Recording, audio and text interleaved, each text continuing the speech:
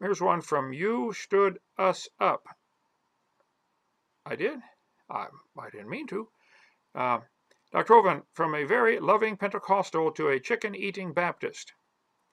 Love me some of that chicken too. Okay, this is going to be good. I can see it already.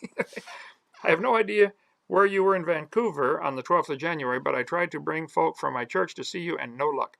I called the number and they said you were there and I could hear you in the background, and I went to the address, Slavic Baptist in Vancouver. Parking lot was empty.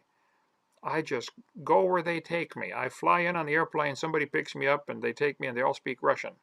So I don't know where I was. Where I was. Sorry about that. We came home and heard you say that again in front of everyone, that you will be there that day, so I knew I wasn't crazy, but somehow everyone else was and got to see you. I don't know. Anyway, what is your take on remarriage? Well, you shouldn't do that unless you're divorced. Definitely don't get remarried while you're still married.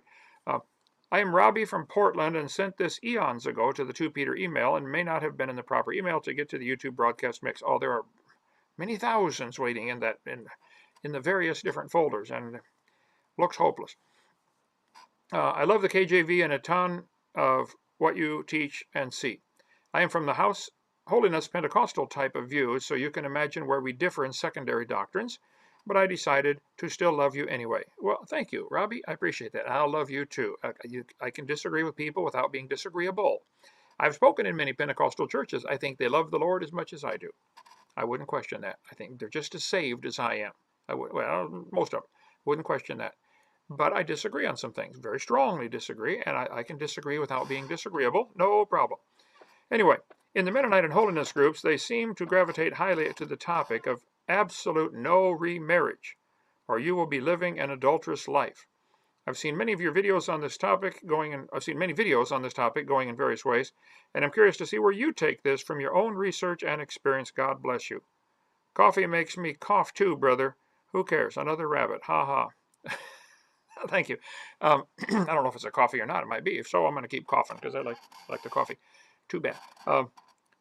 Divorce and remarriage. God hates divorce. He hates it. But it happens. I mean, what do? You know, sometimes, like Hosea's wife just ran off, and God said, take her back, and he did. Isaiah's wife, was it Isaiah's wife? Ezekiel's wife died.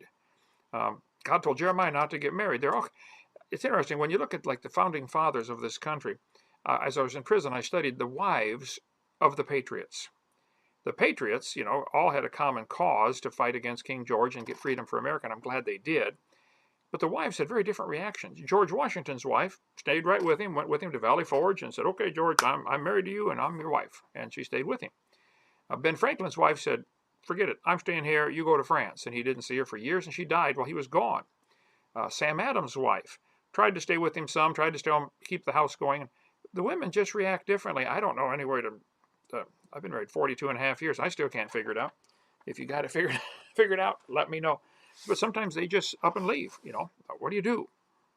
I think as much as God hates divorce, it's not good that the man should be alone. I think remarriage is, I know people argue about different things on that. And I don't,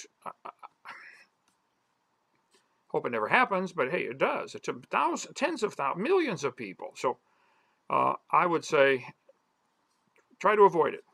But if you can't, it's better to marry than to burn, it says in 1 Corinthians 7.